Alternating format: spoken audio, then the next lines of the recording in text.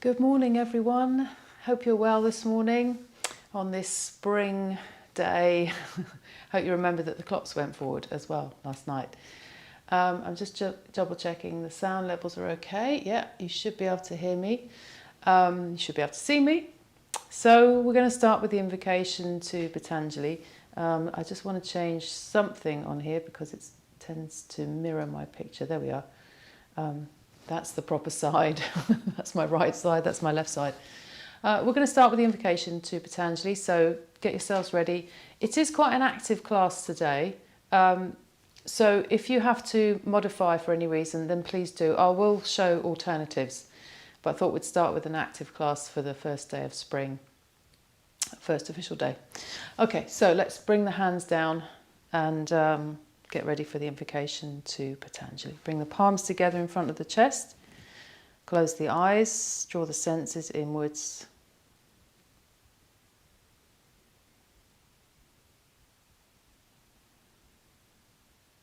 And then I'll chant 3 Oms followed by the invocation.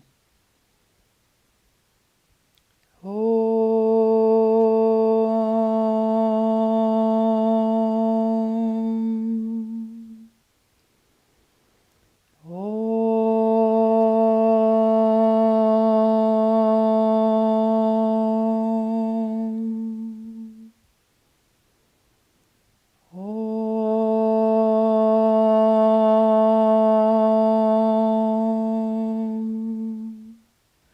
Yogena chitasya padena vacham malam sharirasya javaidyakena yopa karotam pravaram muninam patanjalim pranjaliranatosmi abahu purushakaram shankachakra siddharinam Sahasra shirasam svetam pranamami patanjalim Hari Om.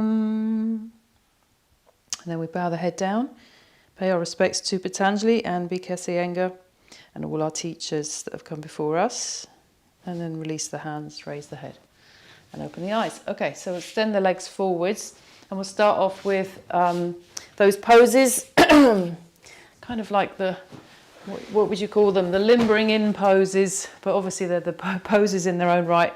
So we'll start off with Adho Mukha Virasana, and then we'll move forwards into Adho Mukha Svanasana, downward facing dog, and Uttanasana. Okay, so start off with Adho Mukha Virasana. So if you need to take support under the head, do so that you're not rolling forwards onto the knees.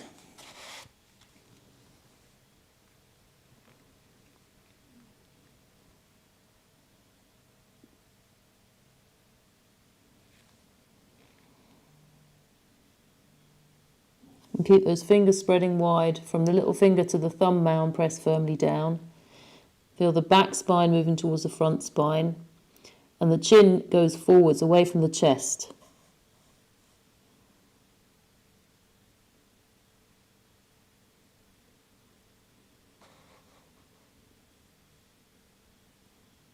And then we'll come into Adho Mukha Svanasana.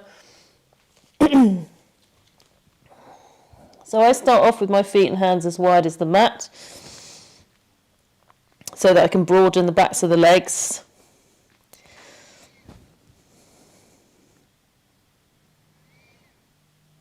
And especially if it's the first dog pose of the day, or you've got tight hamstrings or tight lower back, then it's good to have the feet wider. And you can even turn the heels slightly out.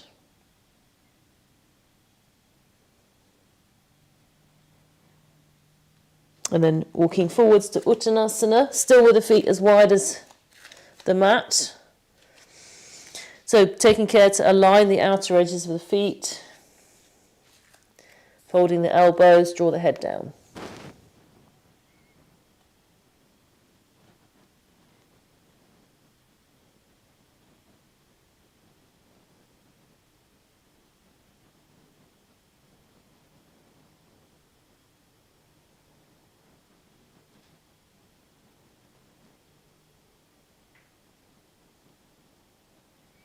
And then replace the hands on the floor. This time about shoulder width apart. Step the feet back, hip width apart.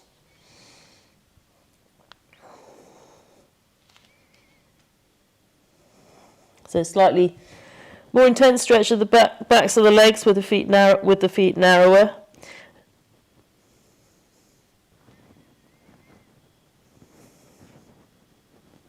And then walk the hands towards the feet. So you come into Uttanasana the other way round. And maybe hold the backs of the legs if you can. Bend the elbows and draw the head in.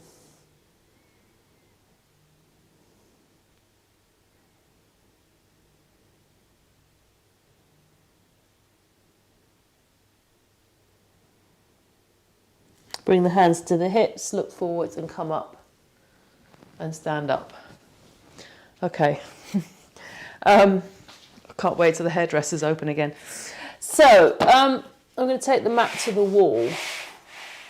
And some of you were with me yesterday. We were doing hand balances, but we started off with half Uttanasana, half forward bend, and then we put the position of the arms up the wall.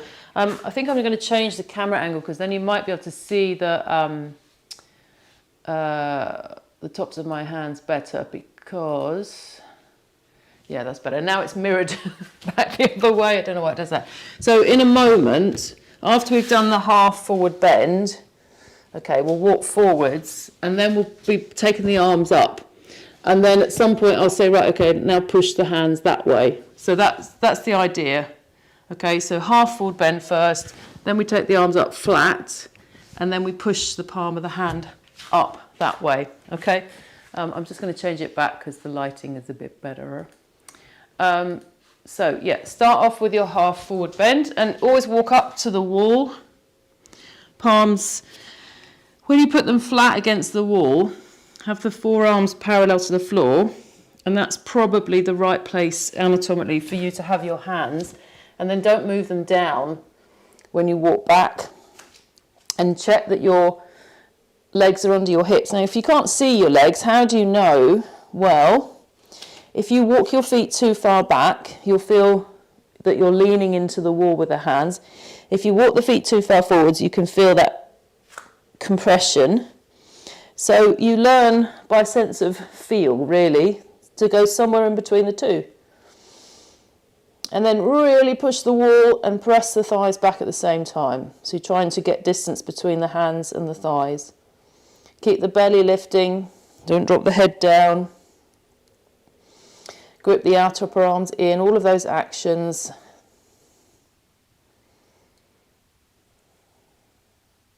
Take the chin forwards, but don't keep pushing the head up, just to go forwards with the chin.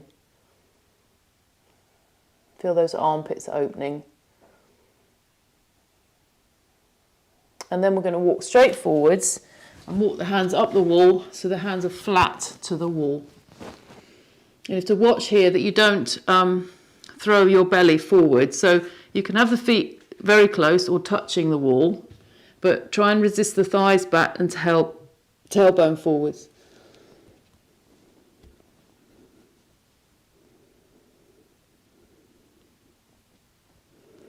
And then extend the heel of the hand upwards, like I showed in the previous camera angle. Push the hands up and try and get the armpits to press into the wall,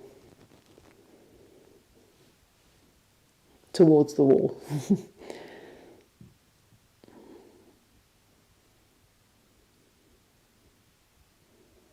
And then flatten the hands, slide the hands down and come back into the middle a moment. So what we were doing there was we were doing the same thing with the arm that we were doing when we were forwards like that, doing the half forward bend.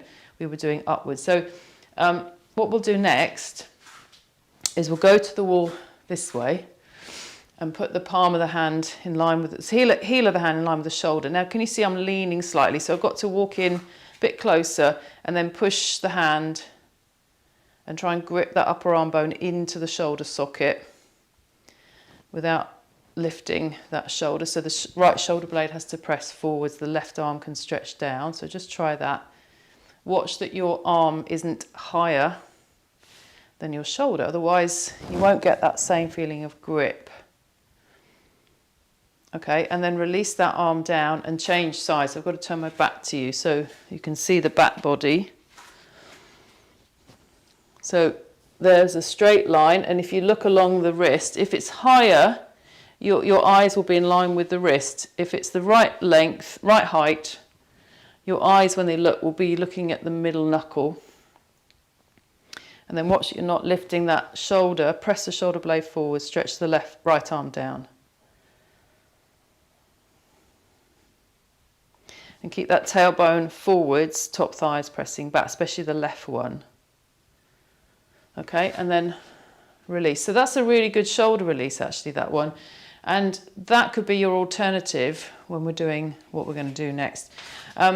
So the other alternative is just to keep practicing your dog pose, all right? You can't do dog pose too many times. If you get bored of dog pose, what was it that Oscar Wilde said? Tired of London, tired of life. So tired of dog pose, tired of yoga. I never get bored of dog pose. I could practice it all day, every day. It's always different. There's always a challenge, isn't there? So I've got my heels up on the skirting.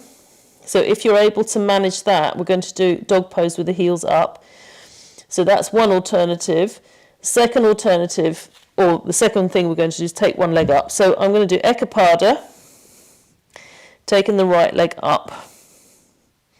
I'm trying to keep all 5 toes on the wall so that I don't twist my hips. And I'm moving my body towards my straight leg. So if this is too strong for you, just do dog pose. If that's too strong for you because you've got a wrist problem, do the one we just did, because that will help with the wrist, even if the heel of the hand doesn't touch the wall. And then we'll bring that leg down. Look at the difference in the skin tone between the leg that was up in the air, which now has no blood in it. So left leg is up now, trying to keep all 5 toes on the wall to stop that rolling action of the hips. And I've got to try and keep the right hip gripped in, move my body towards my leg. And then that leg down. And then I'm going to try and put my heels down on the floor with the help of the wall there. My left heel goes down, my right doesn't very easily, but never mind. And then repeat, this time with the left foot on the floor. And then I'm saying hello to my left calf muscle. It's a big stretch. And then repeat on the other side.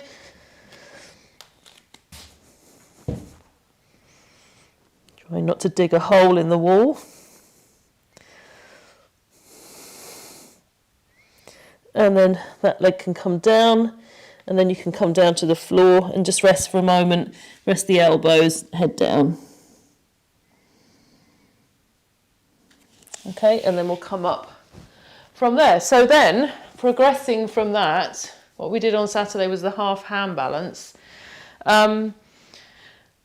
Well, I think everybody will know in this group whether they need a belt or not. So I don't want to teach you specifically how to use props without being able to see what you're doing. So if you need help, you need to come to class where I can see you or ask your teacher. But half hand balance, just a little recommendation. Oh, I did put a hole in the wall. Oh my goodness, in the paint anyway. Just a recommendation, start with your legs bent and move your trunk towards the wall. And when you straighten the legs, don't let your trunk move forwards. So that's your cue to go up. If you've got your period, obviously stay with the dog pose or stay with uttanasana or half forward bend, any of those alternatives, just keep practicing. And then you can come down and change legs. So go up with the other leg first. I can't remember which leg I went up. I think I went up. Yeah, I did go up with the left leg first. So go up with the other leg first. And again, start with the legs bent. And then you can get that action in the shoulder blades. Arms lifting up. Thighs lifting up.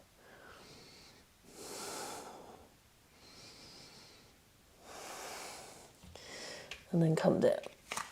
And stand in tadasana. So then the natural progression is to go into full arm balance. So what I suggest you do, if you're not doing full arm balance, you're going to do this alternative. So especially if you're tired of doing dog pose, your arms are tired, your shoulders are tired, you can do Urdhva Prasarita, Eka Tadasana. So you take one leg up, walk the hands back in line with the foot, either side of the foot. That leg goes up, and then bring that leg down and come up. And that's a really good practice for learning how to get the leg up in the air. Otherwise, you can do full arm balance. Have an attempt, 2 attempts, one with each leg. I don't know if I'll go up today. Every day is different at the moment, so I'm just going to keep practicing, keep trying, so that maybe by the time I'm 70 I can go up with both legs straight. How about that? Only got 15 years to go to practice that. So go up with your favourite leg first. Once you get up there, push up with the hands, push the arm bones up, lift the heels. Just rest the heels on the wall, don't rest the buttocks, unless you're trying to change angle. And then come down with the same leg that you went up with. Be in Uttanasana for a moment. Deep breaths, and then do the other leg. So this is where it all goes horribly wrong for many of us. Which leg? Which leg? This one, yeah. Because it's the brain as well. So not quite as elegantly executed, but you get there in the end. You just got to keep practicing, because it's often the coordination between the body and the brain. It's not just the strength or flexibility or anything like that. And coming down with that same leg is also, you've got to think, you really think where you're moving from before you come down. It's really interesting. Okay. And then we'll stand in Tadasana. Not so easy to do these and talk at the same time, so I don't stay too long. But you can practice hand balance, put the timer on and see if you can stay up for, 20 seconds. Ooh, a little bit of a cut there. 20 seconds, half a minute, a minute. A minute is good if you can stay up for a minute, and then you really develop the strength in your upper arms. Okay, right now, I've got to look at my little book of notes. So I tell you what, we'll do Prasarita Padottanasana now. So that's the forward bend standing pose. So I'm just going to bring that away from the wall a little bit. So if we take the feet wide on the back edge of the mat, and then you can get your supports for your head, for your hands if you need them. Toes turn slightly inwards, and we'll go forwards. Hands under the shoulders.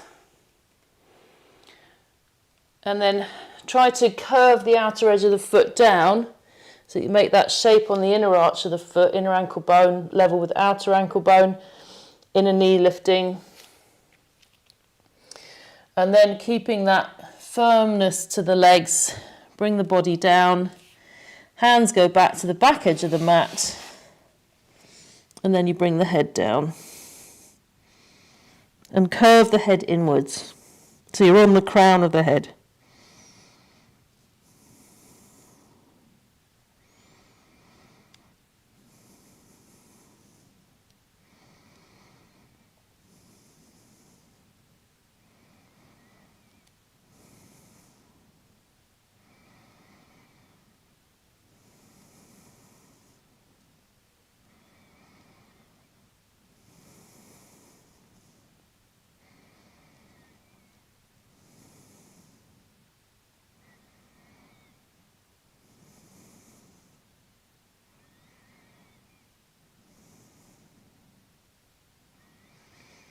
And then you can lift your head, walk your hands forwards, walk your feet in and come up and be in Tadasana.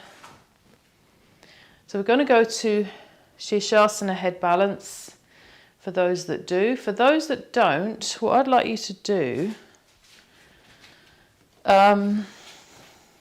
if you can manage it without a lift under the pelvis, and you can use the belt and then maybe take the belt away occasionally. But this one, Urdhva Prasarita Padasana, the legs at 90. So watch that you don't bring the legs over the hips. They have to stay with the heel, back of the heel in line with the back of the thigh, and the whole length of the sacrum. And then you can practice just having the hands on the floor, you know, and then go back to here, because we're going to be there. We're going to be in head balance only for about 2.5, 3 minutes. Not a long hold on these sessions. So if you are interested in learning to become an Iyengar Yoga teacher, then you need to develop your head balance, even if it's at the wall, so that you can stay for up to 5 minutes at level 1. I think it's 5 minutes. As you go up the different levels of certification, the timing gets longer. So for example, I think it was Thursday, we did a 25-minute head balance in the teacher's class. So it is possible. You just got to keep practicing and developing that alignment. It's not about going to a weight training class and developing muscles. It's about developing the alignment and the strength. Okay, so get yourself into position, whatever you're going to do, and then I'll go up. I'll just guess the timing. So hopefully I won't be there too long. Or I won't fall asleep like I did once in head balance. I fell asleep only for a split second. But it was quite an amazing feeling. It was a very hot day in Portugal. A beautifully still, calm day. And I was just right on the spot. Everything was in alignment, and I actually fell asleep, started dreaming.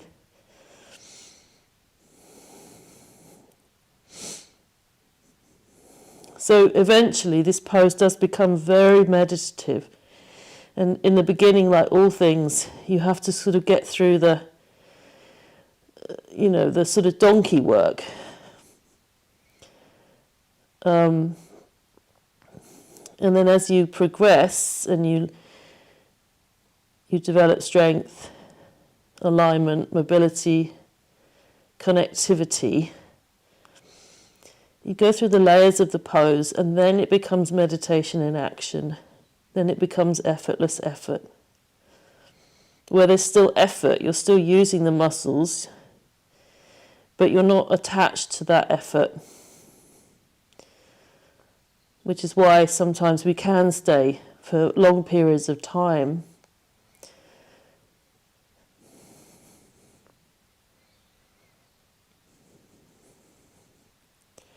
Because we're not using the body's nervous energy to stay there, like we do at the beginning of, very hard poses or beginner's yoga. You're using nervous energy as well as physical energy to do the poses.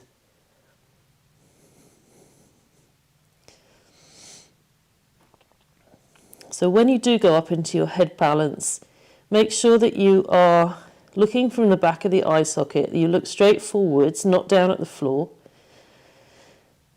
So fix a spot that's right in front of your eye socket and look at it from a soft perspective, not hardening around the eyes.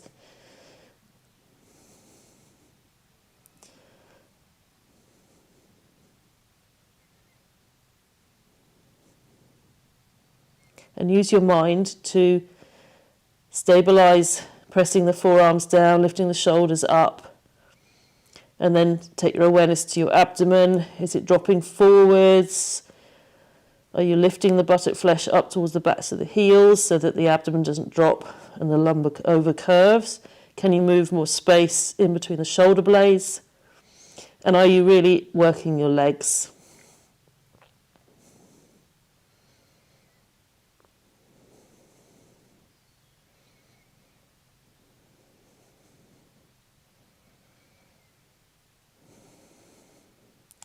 And just before you come down, re-establish that pressure on the forearms. Make sure your fingers are soft but well connected. And then see if you can come down either one leg, two legs, bent legs or straight without dropping the shoulders. So the thoracic has to move forwards, Shoulders have to lift even as you come down so that you land safely.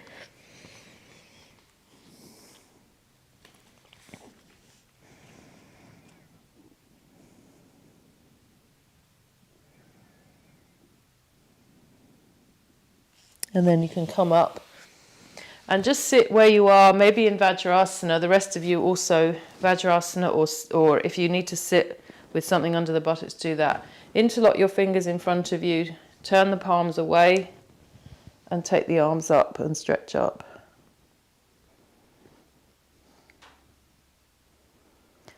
Don't throw your neck around. So there is a knee-jerk reaction that people have when they come out of head balance to turn their head this way and that. Don't do that. Just sit with a pose. Let it absorb into the cells of the body. Use the arms, use your limbs.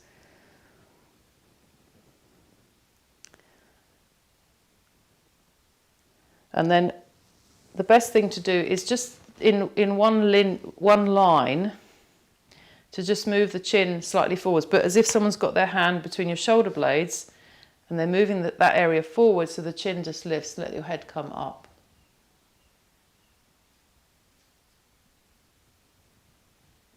And then release the head down. Okay, what I don't like to see, and I discourage it, is when people come out of the head balance and they do this kind of shaking their head around. It's not good. It's not good because you've just worked on your neck muscles and on the ligaments between the vertebrae. So be very mindful that that is all in perfect alignment, and then you go throwing your head around to get rid of the tension. It comes from the thoracic spine.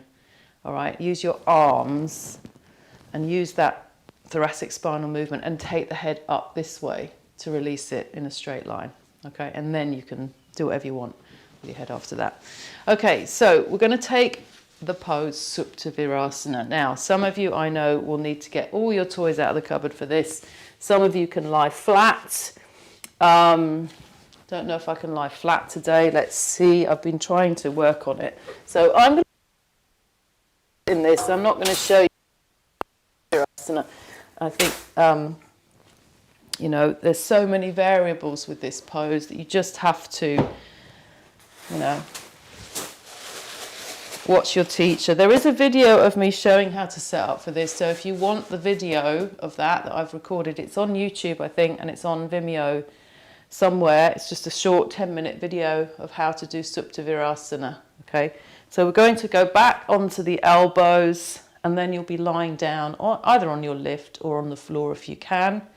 I might need another.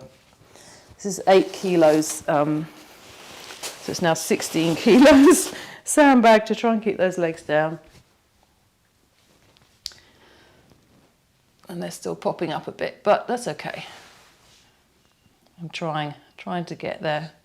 So there's a little bit of a gap under the shin. That's because of the tightness in the groins. So I have to stay here a while and just let it settle. And eventually they'll come down, maybe not in this session, probably it'll take about 15 minutes. And then if you're on the floor, you can stretch the arms over like so.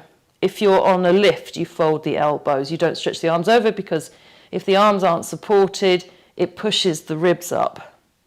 And the idea is that there is a curve under the back, but we're trying to see how this is all domed up more than usual, and that's because my knees are lifting. So eventually, you know, that should go down after a while. Or it could be the lovely breakfast that my boyfriend made for me, which he does every Sunday morning. Okay, so hopefully some of you are there, and some of you are just sitting maybe in Virasana, because you can just sit in Virasana and work on that aspect of it.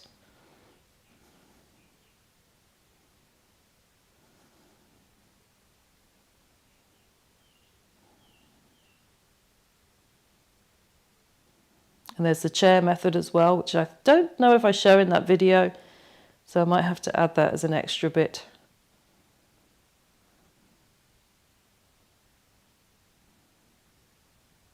Okay, and then you can bring your hands onto your feet, go onto the elbows again, and just lift the chest. When you come up, try and think of lifting from the sternum bone. Again, in a straight line rather than rocking from side to side. And then if you cross your shins, here we go, let's do this. Cross your shins and sit back on your buttocks and then stretch your legs out like that. And just to open the backs of the knees. It's really encouraging actually, well, from a personal perspective, because I'd kind of lost that pose last year when my back went out.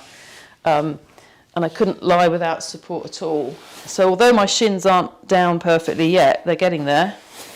And, you know, it's coming back. So, you know, when you lose poses, especially when we're older, don't think that they've gone forever. 'Cause sometimes you just need to rest for a while from that pose and work on other things around it. And then come back to it later on and think, oh, actually, yeah, doing all of those other things has helped this pose. So yeah, I'd encourage you not to give up on things. So we're going to do Setu Bandha now.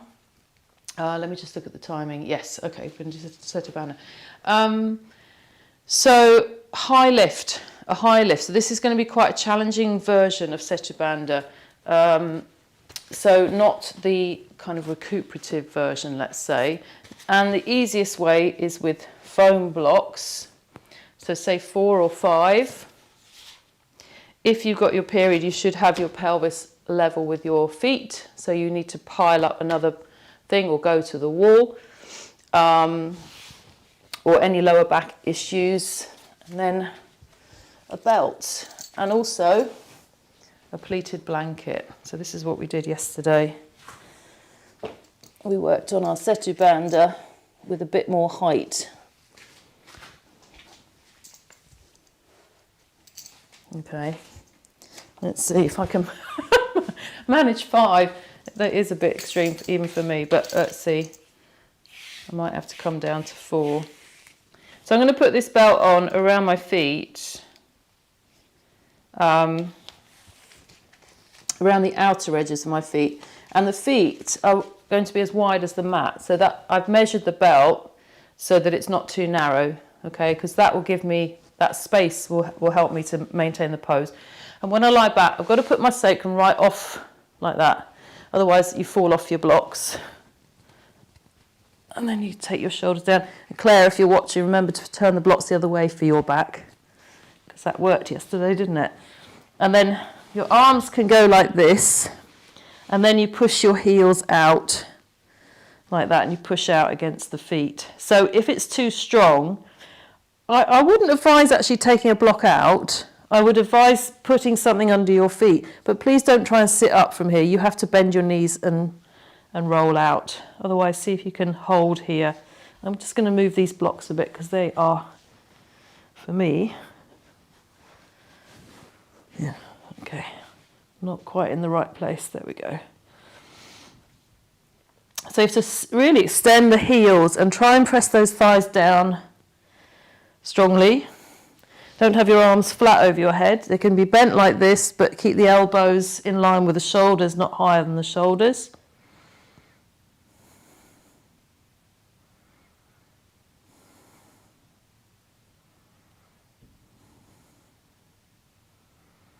And you may find there's a natural grip that comes on the outer hips and buttocks. It's not a bad thing, but don't clench the tailbone.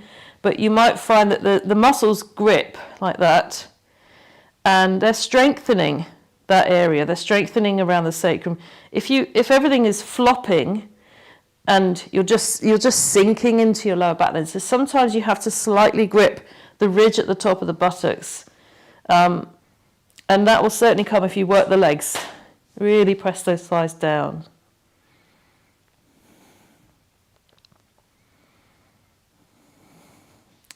And the shoulders press down as well. And this is the name of the pose, Setu Bandha, the bridge, Setu. This is the shape, the curve of the chest. The arch of the bridge. And Bandha means bound. So eventually, you know, you have your hands on your back, you've got the chin in really to the chest for the Jalandhara Bandha.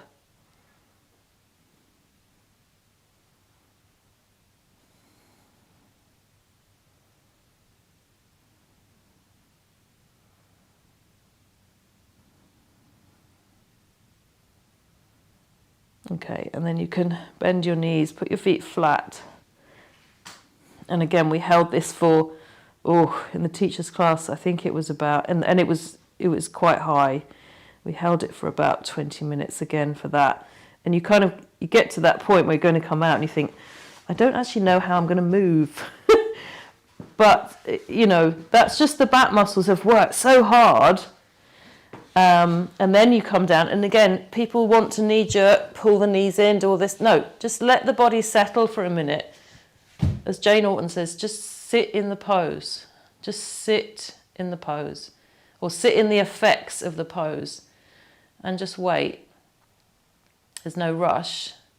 And then when you kind of feel, all right, everything's normalising, roll to your side and come up.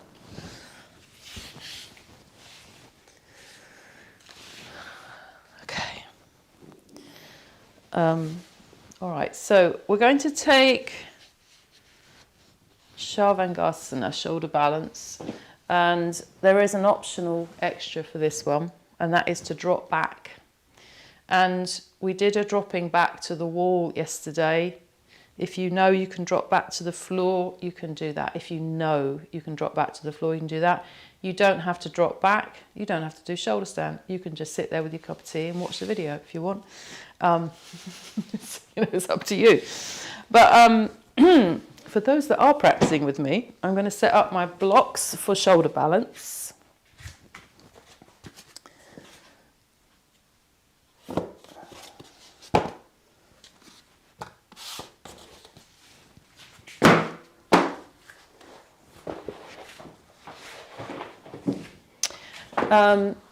And if anyone wants to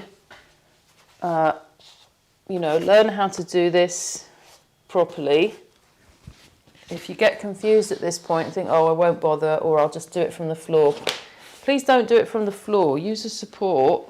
And if you don't know how to do it with a support, that's what we're here for. You know, ask your teacher. A teacher, well, they should be like this. They'll never mind if you want to take 10 minutes with them to just learn how to set up the props.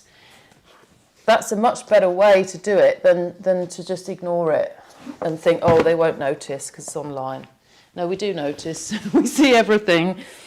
And we want you to have the best possible experience of what you're doing rather than, kind of just fluffing it all the time.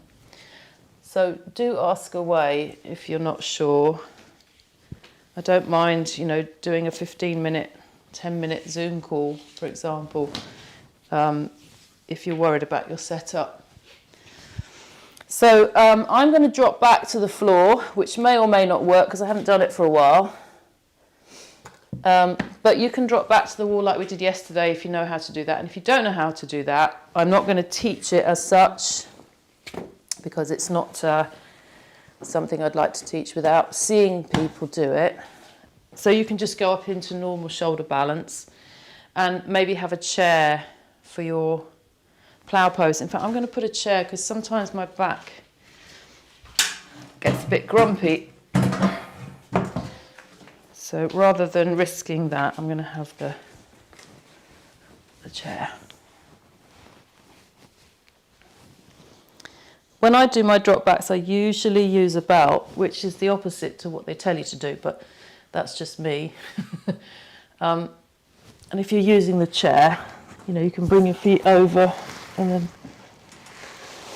So I never had this problem when I had my short hair, adjusting the hair. I'm going to take my mic off because otherwise I'll blast everybody. And then the belt goes on. That's too tight. Basically with a belt, if you can't get it on, it's too tight. If you struggle to get it on, it's too tight for your shoulders. It should be easy to get on. And then try not to have the buckle on the skin. And then I tuck my shoulders under, turn the arms, and then put the hands on the back, and then bring the legs up. And I'm just being Shavasana for a little while. So there's nothing to see now. Get into your pose. And if you're not going up into shoulder balance, then you could do chair shoulder stand. You could do Viparita Karani, lying with the legs up the wall pose, with something under the buttocks. You could do Supta Padangusthasana, Supta Baddha Konasana. You could even do a standing pose or a forward bend pose.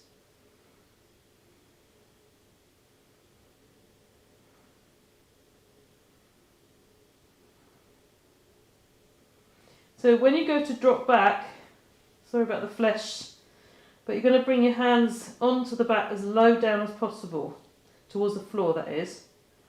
And then you've just got to have a bit of courage to drop back, but please don't do this if you're not used to doing this. And you bend the knees. Now you can drop back with one leg or two. So when you drop back with one, the one leg comes slightly forwards and the other one, you stretch it back and then foot to the floor, then the other one comes to the floor, then you get cramp in one leg and then you jump back up into shoulder stand.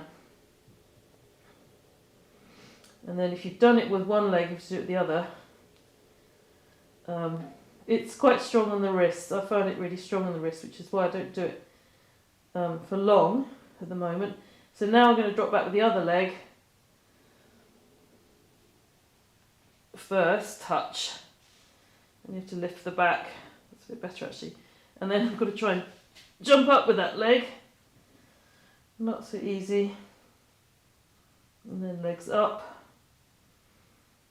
And then if you wanted to drop back with both legs, you can also do that. So you lift your knees, bring your feet towards the floor, and then let the knees go back. So you can see the relationship between this and even Supta Virasana. Don't think I could go up with two legs.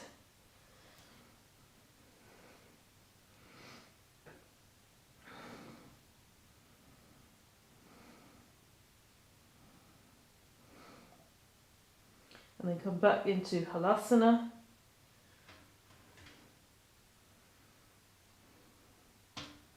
And you can slip your belts off. Stretch out the fingers. So again, don't shake your wrists because you've just stretched them.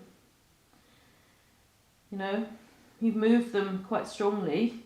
So if you start to shake them, you're going to ping the ligaments. They're already, they've already had a lot of mobility. So what you do is you stretch your fingers and you keep the wrists completely straight, and you just turn the arms.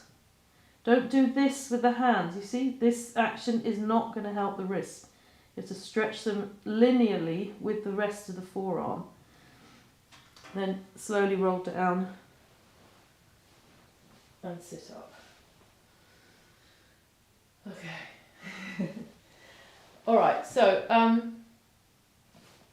I was just looking at the screen. Something weird has happened with the picture.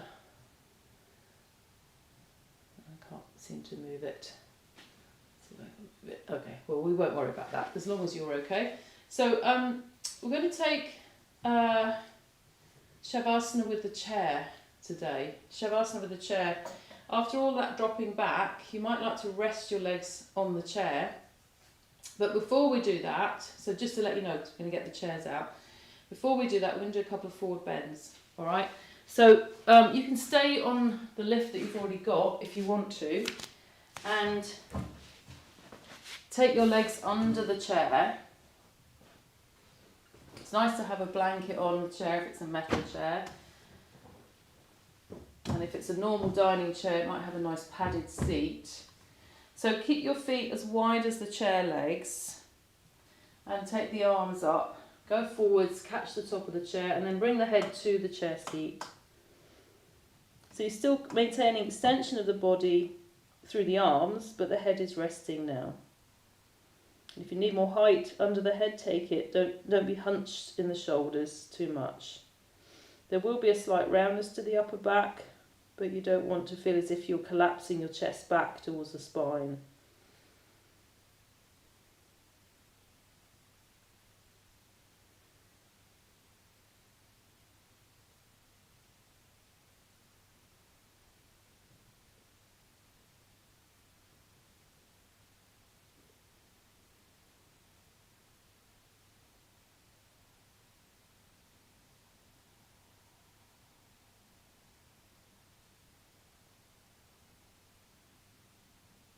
And come up and take swastikasana. Again, stretch the arms up and go forwards. And then you can either fold the elbows or keep the arms up if it feels good to do that. Keep the arms up. It's quite nice actually to put the chin on the chair if you've got, stiffness in the neck. But I'm a little bit too close to my chair now, so I'm going to move back a little bit.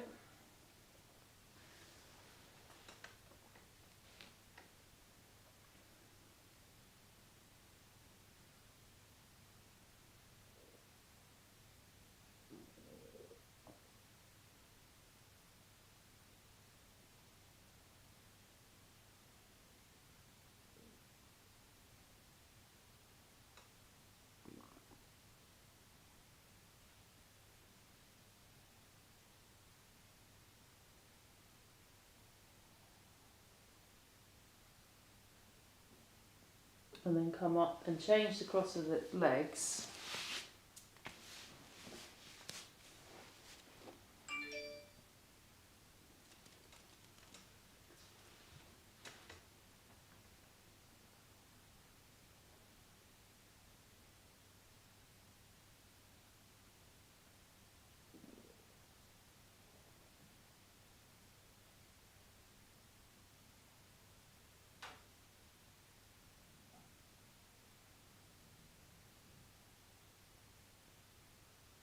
And then come up. And then we can get ready for Shavasana. I'll just turn my phone on to silent. I thought it already was, but obviously not.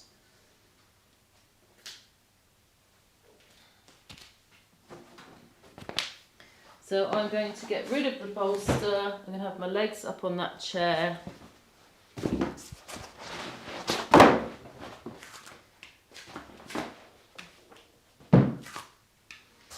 If you have a small chair and, a tall chair and it's too tall for your body, then put something under your buttocks, and if it's a small chair, put something under your legs.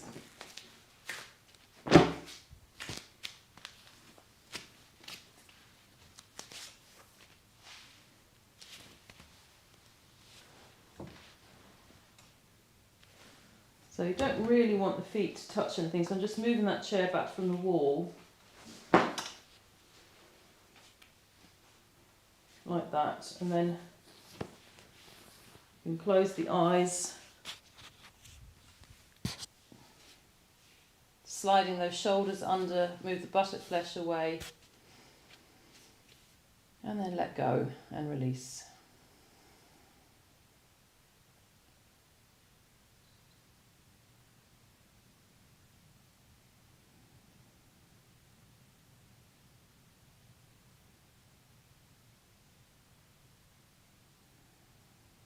And although you don't want to push your back into the floor, you can feel definitely the contact of the body with the floor. Just let the abdomen sink towards the lower back. Let the shoulders release. Completely relax the ankles and the feet. Relax the facial muscles, the skin, the lower jaw, the tongue and the throat.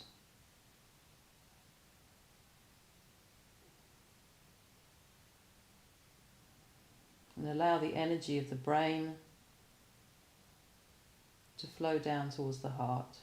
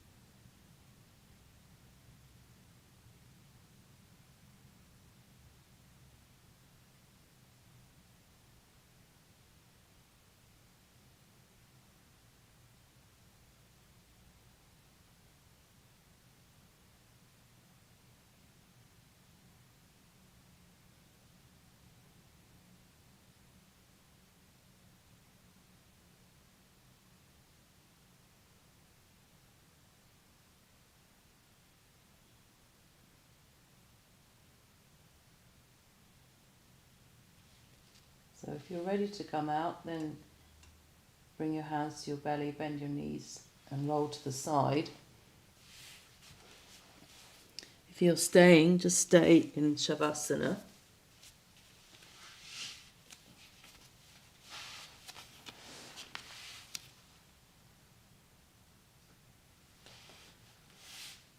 So come up from the side if you're coming up and just sit in Swastikasana for a moment.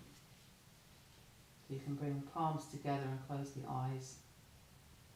And again, just stay in that quietness. Savour that quietness.